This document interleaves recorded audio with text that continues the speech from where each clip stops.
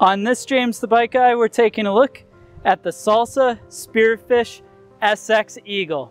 This is an aluminum version of the Salsa Spearfish, and it is a pretty neat all-mountain trail mountain bike. So we're going to go into some of the features and designs of this unique bike from Salsa, as well as check out exactly what it weighs. But before we get started, be sure you hit that subscribe button. That way you can see more videos like this into the future. So taking a look at this bike, this Salsa Spearfish is a pretty unique aluminum full suspension mountain bike. And it's unique because it's going to combine some newer modern geometry with some XC prowess, as well as being a really great trail bike.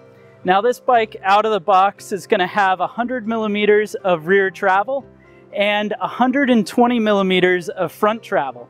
So that should show some of its dedication to being an efficient pedaler, but also slacking out the bike and making it even that much more fun to ride.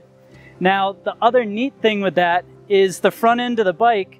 Salsa specs that this can fit anywhere between a 100 and a 130 millimeter fork, which means that you can adjust that geometry to match up with the type of riding that you want to. Now, the suspension that comes on the bike is going to be a split pivot design. This is from Dave Weagle, and it allows this concentric bearing to have a split pivot in between the seat stay and the chain stay of the bike. And what that really allows for is that allows a nice progressive feeling suspension that isolates a lot of the braking forces so that the bike's going to be very active under braking. It's going to have a progressive feel as it goes through travel, and it's going to make for very good bump compliance. And then it's going to go through driven linkage that connects to the seat tube to a metric shock that's going to have adjustable geometry. So it's got a flip chip right where the lower mount is of the shock connects to the yoke, and that's going to allow you to adjust this bike between a high and a low position. Now we should talk about geometry because that's what's changing when you adjust that flip chip. The bike's going to have a 432 millimeter chainstay, so a reasonably tight chainstay for a bike that runs tires this large. And then it's going to have a head tube angle of 67.8 in the low position or 68 degrees in the high position. And then a seat angle of 74.3 low or 74.5 high, which makes for that modern geometry I was talking about. And you can also see that because the bike definitely has a long front center, and then it's also going to have this short stem and very wide handlebar setup. It's going to be super wide, and the handlebar width is going to be dependent on the size of the bike. The other neat thing while we're up here that I think is really trick about this bike, and that's going to be a top cap that can double as a tool to be able to replace the derailleur hanger when you're out on the trail. It converts the large nut on the split pivot design to be able to accept a 6 millimeter Allen key, so you can unthread that pivot, be able to change your derailleur hanger, and then tighten everything else up on the trail.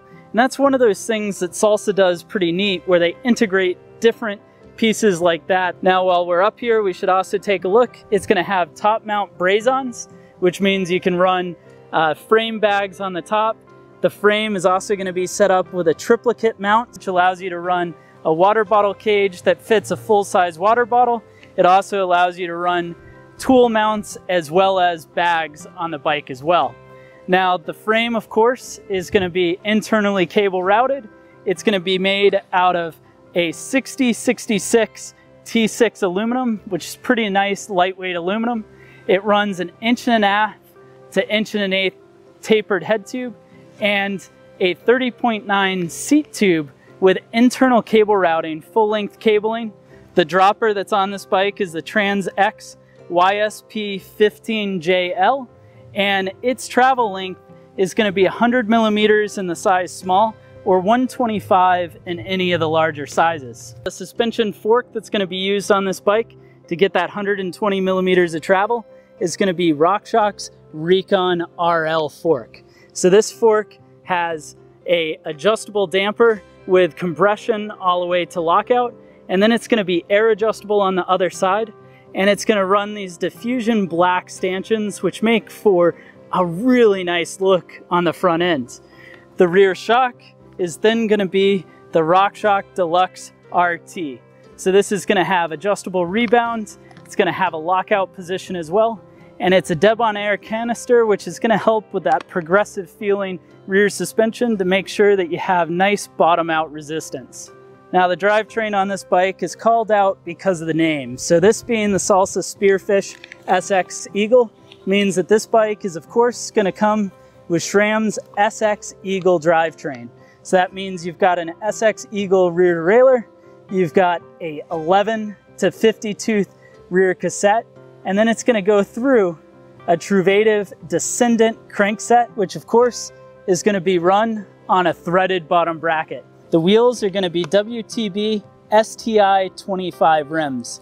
These are tubeless ready rims, 25mm internal rim width, and then it's going to be set up with WTB Sierra hubs, which are going to have a 6-bolt flange connecting up to a 160mm rotor in back and a 180mm rotor up front, braked by the Shimano MT401 brake set.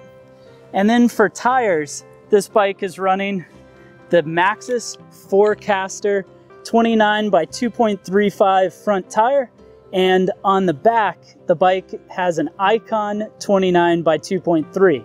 The neat thing with this bike is you're going to have a super wide range of tire size compatibility.